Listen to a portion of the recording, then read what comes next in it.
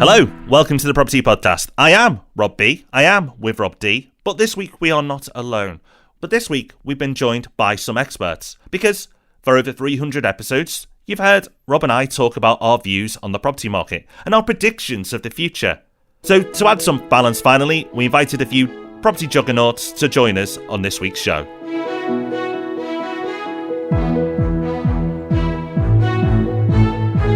Yes, welcome to the Property Podcast, where every Thursday morning property investors come together to be informed and inspired. This week, you'll be informed not just by us, but some of the UK's leading property experts. What a group we've assembled for you. And we'll be letting you listen in on our conversation a little bit later on. Now, the headline, Rob, of our news story is London Property, House Sales Slump in Capital's Sick Market. Now, this really follows on from what we were talking about last week. Last week we were talking about areas that are far from sick but are actually buoyant. They're going to do great things this year. But we did touch on that London's going to struggle. But I wanted to go into that a little bit more detail, and this news story certainly allows us to do so.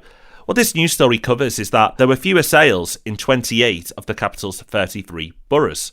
And this is activity levels measured by the Land Registry, and the data shows that between January and August last year, transaction levels have hit brand new lows. And that's to August. I think it's been worse, Rob, since August. And I tweeted back in November that I think it was going to break records in November. And now we're in January. I actually feel worse. And the prediction we made only a couple of weeks ago that London wasn't going to do very well, I feel we could have been even ramped that up a little bit further. That's my feeling on it now. And we've not brought this to your attention to make you feel bad or scared. It's just balance. You know, last week we talked about where the good parts of the property market are and how there's opportunity. But I think we also have to highlight that London is a sick market, and I think it's going to be a challenging year for the capital. I agree. The funny thing about property is that when things start to slow down and even start to reverse, that effect tends to gather steam because people are really attached to the value of their house. If it's worth less now than it was 6 months ago, even only slightly, people will be less inclined to sell. It doesn't necessarily make any sense in lots of situations, but it's true.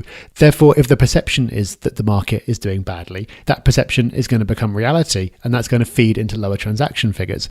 Then you've got the fact that a lot of people in the southeast are waiting around until the end of March to see what happens with the EU, and I think you've got a recipe for extremely low transaction volumes. And I think an important point here is that things change in property. Nothing stays static. A few years ago, the picture was completely different. It's never the case that a city is always great to invest in or always bad to invest in. It changes over time. And as we said before, it's often the case that by the time you read about it in the newspapers, it's a bit too late to do a lot about it. If you've got your ear to the ground, you can find out about things a little bit earlier and be in a better position to act and do something about it. And that's why if you are a property investor, staying informed is so important.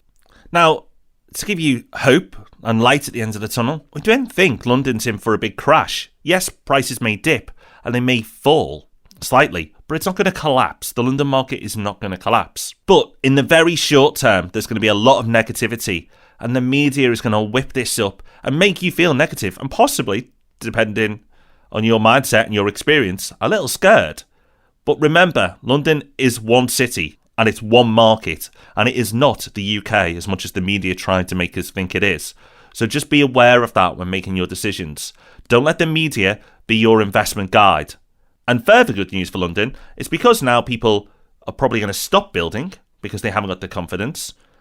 And let's face it, who would build in 2019 in London? And prices will fall a little. It means that eventually that supply and demand swingle will kick into gear even more. London will look more valuable because it's cheaper next year than it was this year. And people will start to get back into it again. So this is a temporary blip. So when your friends around the dinner table are telling you that the market's doom and gloomed, you can tell them actually what is happening. Now, before we get into our main event and listen to our team of experts that we've gathered, I want to remind you that next week is a biggie. Rob and I and our team have been working hard for well over a year to put together what we are bringing you next week. It's not a podcast, it's what we're going to announce on the podcast. So make sure when the podcast goes live early next Thursday morning, you download it straight away and listen to what we've got to tell you, because we are going to be giving you so much more. So next week, loads of value, but luckily we've got loads more value to give you in this episode. Recently, we were very lucky to be joined in our London office by some true experts on UK property. We had a fascinating conversation with them, much of which you'll be able to read about in the Property Hub magazine in a few weeks' time. We wanted to take a snippet of that conversation that's not going to be in the magazine and bring it to you a little bit earlier. So our guests have a wealth of property experience from all sides of the sector. We had Richard Blanco, he's a London representative for the NLA. We had Ed Meade, who's now a property commentator with columns in various newspapers, and he's got a wealth of experience over many years. We had Lawrence Bowles, who's an analyst for Savills. Richard Beridge, who's one of the UK's leading build-to-rent consultants. And Jeremy Leaf, who's an estate agent and formerly the chair of Savills Residential. So we invited them into our office in London on a freezing morning. Richard, in fact, managed to come in despite having a pipe burst the previous night because it was so cold. And we all sat round a big table and had a lengthy and fascinating discussion. We covered so much ground, and Rob and I were chairing the discussion, but a lot of the time, to be honest, we were just sitting back and listening and thinking and taking it all in because there were so many ideas that were either new to us or just expressed in a different way. And we came away from this with loads and loads of thoughts. You'll be able to read that conversation in full in the magazine. But today we're going to bring you just a snippet, a couple of questions that we asked them specifically with really interesting answers that you'll be able to learn a lot from. The first of those questions was, what advice would you give to a property investor today who's just thinking about getting into the market? And this is what they had to say.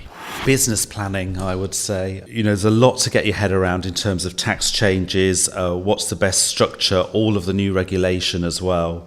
So, I'm certainly seeing this, that newbies into the business are a lot savvier than perhaps they were a few years ago, and they absolutely need to be. I think it's really important that you do join a landlord association like the NLA, do get Property Investor News and those sorts of journals, and obviously benefit from the work that you guys are doing, and really do your research, and don't just flounder and ask people for opinions as to what you should do. Sit down and do the sums yourself, and do, you've got to get good at spreadsheets, so get good at them right from the beginning if you're not already.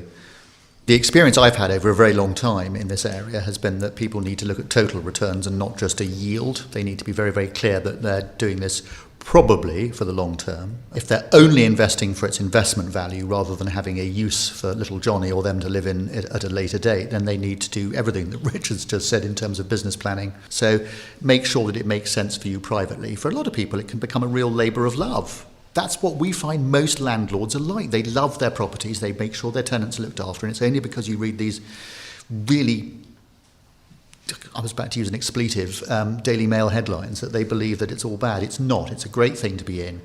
But just make sure you approach it carefully and look at the long term. What we find on the ground is that apart from lack of business planning, a lot of landlords or prospective landlords don't think enough about the property. They don't think about the net returns. Okay, of course, great gross returns are very important. They might fall in love with something which is convenient for them to look after, and maybe long term they're thinking, yes, it could be occupied by somebody else. But me as a landlord, my best investments are flats above shops. They're right on top of everything, literally, providing the tenant below is not too intrusive.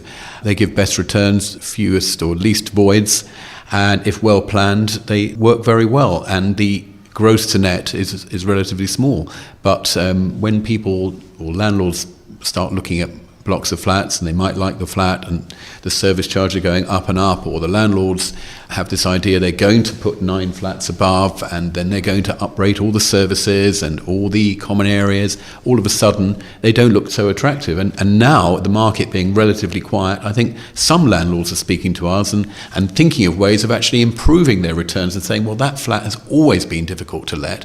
Maybe I should look at something like a maisonette, which has its own entrance, if I'm not paying to heat, light and ensure those common areas, and my gross to net is going to be much more, what I'm going to get in my pocket is much more of what I'm going to keep. I think, outside all the very sage advice of my colleagues, I would simply say that don't forget that what you're going to be doing is letting out your property to someone whose home it's going to be. So just don't forget that it's going to be someone's home. It's not easy. And I think if you are somebody who's new to the sector, who's not invested in property before, seriously think about the amount of work that it involves, the amount of effort that you're going to need to put in. Think about the fact that a real-life human person is going to be living in this thing and the responsibilities that entails. Now, there are some people who are very excited about that, who are very passionate about letting out properties, and for those sort of people, fantastic, go ahead, it's going to be great. If you are just looking at this as your pension and just looking at it as an income, as a cash flow, rather than as somewhere that someone is going to live, that's going to require a lot of work, then you may be better off looking at something else that requires less input. You have to like bricks and mortar, financial strategy, and you have to have an inner community worker as well that is interested in people and wants to work with them, I think. So a real collection of ideas and opinions there, and each one of them brought something different to the table, literally. But I think what is fascinating about the answers is that they're the core concepts that we've talked about on the podcast for so long. There's no tricks, there's no secret formulas. There's no, if you do this special thing and pay £500, you'll now know how to be a property investment. It's common sense fundamentals. And it's great that they've been hammered home here again. Research is talked about. And it's so important to do your research as a property investor, whether you're new or experienced. When you're experienced, actually, you get better and better at research. But it's something that you should be doing from the beginning, not after you've done a few investments. I really love that it was talked about the long term. Unfortunately, in property investment circles, there is so much focus on getting rich quickly. And although we try and champion the long-term wealth creation, it's not as sexy. So to have a room full of experts all collectively agreeing that property investment should absolutely be viewed as a long-term strategy, it's great to hear. I think Jeremy made a really good point as well about how you should consider total returns. Rob and I are guilty of talking about, are you in this for capital growth or are you in it for returns? As if you can't have them together. But actually, it's nice to add the two together and look at, okay, so what return have I made from my rent this year? And what return have I made from my capital growth? And look at it as a total return. And I really like that concept. And it's probably something we'll talk about more on the podcast in the future. Not just what I've made through rent or capital growth, but the two combined. Now, we didn't make them say this, but education came up. And it was actually one of the first things that came up. Richard Blanco pushed that quite hard because there is a lot to get your head around in property investment. We've managed to make over 300 podcasts on the subject. There's so much to take in. And the tax changes more recently have only added to that. So by getting yourself educated and making sure you're well informed is only going to make you a better property investor. And Rob, what I loved, his mindset came into this as well. Now, we talk about mindset a lot on the podcast because if your mind's not right, you're not going to be investing right. Now, it wasn't referenced as mindset, but Ed Meade gave a real example of how mindset can lead investors to making poor decisions or good ones. Yeah, it's a point that we've made many times before, but it needs to keep being made because it's something you see so often. It's people falling in love with a property. And yes, if you like a property, then chances are that potential tenants will as well. And that's great. But you get people really crippling their returns by paying far more than they should, or over-speccing a property, or just going for something that's really not suitable as a rental property in the first place. It also makes the point that people tend to look at things and think, oh yeah, well that would be easy for me to manage. Maybe it's something that's just around the corner from them. And of course, you do need to have a plan for managing your property. But we've said time and time again that if you're looking for the best returns, and maybe you're not, maybe convenience is more important. If you're looking for the best returns, then the best investment you could make is unlikely to be the one that's easiest for you to manage. It's unlikely to be the one on the next street. And that's why we talk so much about investing remotely and building a team and doing your research in areas you might not be familiar with. So it's something that we've talked about a lot, and it's really nice to hear that echoed by someone with as much experience as Ed's got. So it's those core concepts that will make you a better property investor. And it's those core concepts that will guide you well if you're starting out as a property investor. But I think the last point I'll take from this is from Lawrence, who rightly said, it's not easy. Being a property investor in the past at times was, easy-ish. It was easier for sure, but it's not easy and it's got harder. Now, that's not to put you off if you haven't started or tell you to stop. But it's to make sure that you follow these core principles of researching, looking at it for the long term, educating yourself, and then making sure you've got good people around you. Now, you don't have to pay people to do this for you, but have a good team around you. If you're refurbing, then work with people who've travelled down that road before. If you're investing in cities you're not used to or know little of, then make sure you work with people who understand those cities, or at least speak to people before you go ahead who understand those regions. Because if you just bulldoze into property investment without that help and advice, whether paid for or it comes to you through free advice, it doesn't really matter. But what's important is that because property now is more complex than it used to be, it can be hard work. But with the right education, the right systems, and the right people around you, property investment can be life-changing. So every year we're daft enough to make predictions for the year ahead. If you go back a couple of weeks on the podcast, you can listen to our predictions for 2019. We don't like being the only ones out there taking a risk. So we asked our experts to put their necks on the line as well. And we asked them what their predictions for 2019 were. And this is what they had to say. I suspect that Q4 of this, the last quarter of this year and the first quarter of next year, will be among the slowest that we have seen in quite some time, just as people sit on their hands, whether they're buyers, sellers, or possibly more importantly, mortgage lenders, just sitting and waiting to see what on earth is going to happen with these negotiations with the EU and possibly, again, more importantly, within the Parliamentary Conservative Party. But beyond that, when we get through 29th of March 2019, actually the outlook's that there is some capacity for some freeing up in the market. So there's potential. There is light at the end of the tunnel, but it's not going to come until April at the very earliest, we think. Well, I think if you exclude the Corbyn element, in which case all bets are off, if that happens for any reason, heads you win, tails you win either way. Oh, God, I can't think. Sitting around here thinking too hard. You're going to win either way. If the Brexit, if what happens in March is a disaster, then the pound will fall and you'll get investment coming in from abroad. I'm talking about this from a London perspective, not the UK really, which gave us a V-shaped recovery back in 2008 because the currency fell and everyone came rushing in and it bounced straight back again. If the deal goes well and there's plenty of pent-up demand, then everyone's going to feel good and it'll be great. So I think 2019 will be an unusual year, and certainly from a London perspective, probably the first year for 5 years when people will feel relatively good about being in property. Yes, I was still formulating my views there. Sadly, you're next. I think pent-up demand is what it's going to be all about next year, isn't it, after the 29th of March. But of course, we still don't know really whether we will Brexit or not. I don't think. So it's incredibly hard to predict, but that seems to be what will be the key moment next year.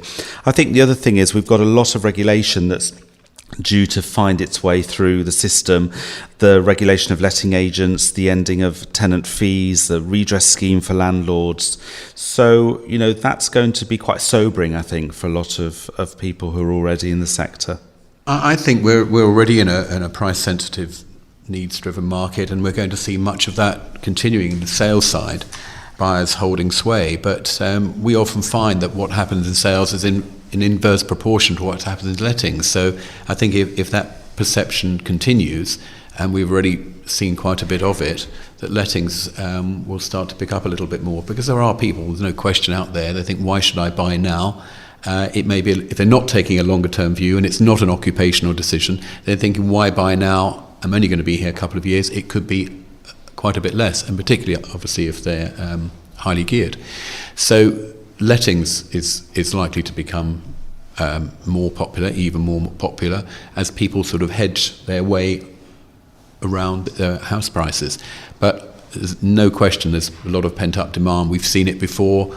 We'll see it again. A lot of people are telling us on the high street, yes, we will be moving in the spring. We have to get into the schools. Our family is expanding.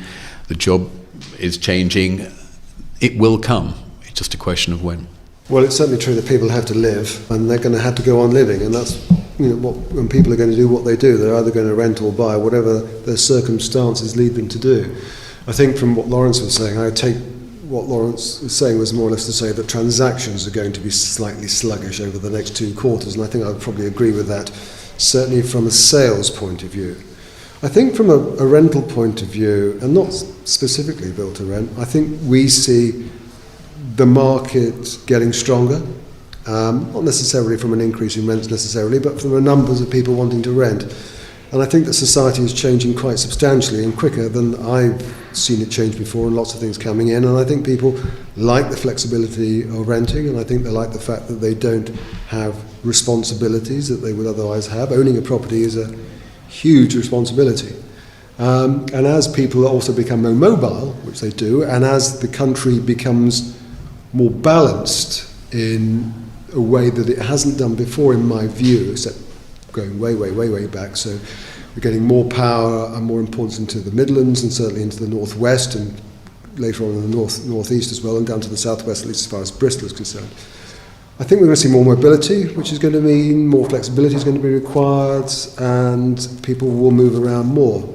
So my view is that, immediately speaking, that the sales market will be slow, but I think the rental market will be very robust, and I think for the landlords in the future, it's a bright future despite the regulation that's coming in. So a lot of the answers we've just heard tie back into the news story that we heard earlier about falling transactions. And it's worth remembering that this was recorded before the latest set of data came out. So Lawrence said that he thought the last quarter of the year, that's 2018, and the first quarter of 2019 would be among the slowest that we've seen in some time. He was spot on for the last quarter of 2018, and it seems very likely that he's going to continue to be correct. Richard Blanco made an interesting point as well about pent-up demand, and this is something that we've touched on before. There's been a lot of talk about what might happen to house prices after Brexit happens, and some of the Bank of England's scenario planning that people have taken a little bit too seriously and thinking that there's going to be some kind of crash. But we've said in the past that there might be some kind of mini boom even, because there's so much pent-up demand. There's so many people waiting to see what happens. And when they finally have some clarity, transactions and therefore likely prices will increase. Richard was talking about it happening after the 29th of March. I mean, who knows how long it's really going to take to sort things out and how long it's going to take after that for confidence to return. So whether we see the effects of that in 2019 or, as I suspect, we might have to wait till the following year, we will see. But I thought it was a really interesting point to make. Ed Meade talked about lettings becoming more popular, and that trend we can already see.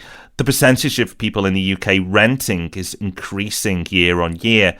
And I think Ed's absolutely right. That trend will continue, particularly as the quality of tenanted stock and the rights of tenants are improving.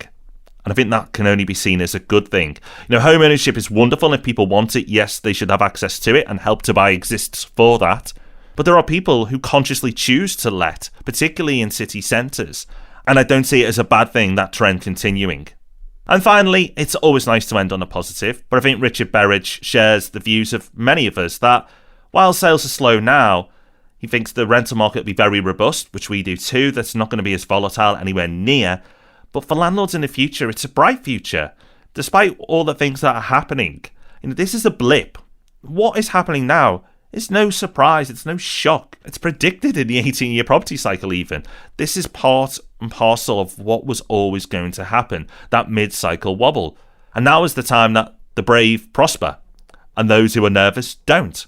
Because the next part of the cycle is actually the most aggressive, because we have this slowdown, and then when everyone calms down and goes, wait there, actually everything is okay, everyone's like, right, let's power back in. But they make up for those years where they went quiet. And homeowners are like, right, okay, no one's moved house in a while, let's get back on board with that. So while there is so much to talk about right now in the property market, and it's very easy for Rob and I to commentate on the property market because of all the changes, because of what's happening in the economy, there's absolutely one common belief between the people who were around that table that morning and Rob and I, is that the long-term prospects are very bright indeed. So thank you so much to all our guests for spending their time with us. We were really glad to be able to bring them together. It's something that we're going to be doing more of in the future because we're fortunate to be in a position to do so. We learn so much from doing it, and we like to have the opportunity to pass the benefit of their years of experience and their knowledge onto you as well. As I said earlier, we're featuring this discussion in full, and there's so much more in the next issue of our magazine. It's the cover story there. That's going to be dropping through the letterbox of subscribers in just a few weeks' time. So listen out for the thud on your doormat if you are a subscriber already. If you're not, then it is too late to get in for this issue, but that doesn't mean you have to miss out completely. If you become a subscriber to the magazine now, then you'll get immediate digital access to all our previous issues. So when this conversation comes out, you'll have access to that online, and you can straight away go back and read through the last 3 years worth of issues. And there's so much great stuff in there, including our location focus, where we do a deep dive into a different city every issue. That's always really, really popular. So if you're not a subscriber already, go put that right. All you need to do is go over to thepropertyhub.net/magazine. So thank you to those wonderful hubbers who continue to leave us reviews and share your progress and how you've been implementing the podcast. This week, 2 great reviews. First one's from Ollie, and he says, "Hi Rob and Rob, I've been listening for a couple of months to the property podcast and I've really enjoyed them. We're in the early stages of building our portfolio, but you're helping us make informed decisions." And Dolan says, "I've been following your podcast for over a year now and having a small portfolio for a while. I'm also an estate agent, and although never involved in lettings, I've learnt a huge amount from the 2 Robs. I'm now disposing of one of my properties and plan to reinvest in a HMO, which I never would have considered without the podcast." Well, thank you guys, and thank you for sharing how you've taken action and implemented some of the info we shared. I hope that's all going well for you and your strategy is paying off. That's nearly the end of our show today, but first we've got Hub Extra, where we squeeze in that extra resource or tip or whatever it is we can find to enrich your lives that little tiny bit extra, and it's backed up by the Hub Extra email that will hit your inbox on a Friday morning if you're a Property Hub member. This week, it's an app called Drivey. This is Drivy, drivey.co.uk. And this is basically Airbnb for cars. So if you need to hire a car every so often, as I do, it's always a bit of a pain. You normally have to go to some kind of inconvenient location to pick it up from one of the big companies, and the experience is never very good. With Drivey, you can just go on, you can find cars really near you, so it's a lot more convenient. And just like Airbnb and other similar services, because it's all done through the app and it all uses tech, it's so much easier. The experience is a lot better than going through the normal process, and way quicker as well. So maybe if you're going to check out a new area, do a bit of research, and you need to hire a car, then check it out. It's drivey.co.uk. So once again, a huge thank you to our team of experts who joined us for this special podcast and special magazine article that will be coming out soon. If you want to keep up to date with what's happening at the Property Hub, to make sure you're first to hear about all these things, then make sure you follow us on the social channels, Facebook, Twitter and Instagram, and you can find us using the handle @PropertyHubUK. Remember, next week we've got a biggie. Yes, all that hard work has come together for our huge reveal next week on the podcast, so make sure you join us for that. And to get you warmed up, we've got an Ask Rob and Rob in between. So until those wonderful events occur, take care, bye-bye. Bye-bye.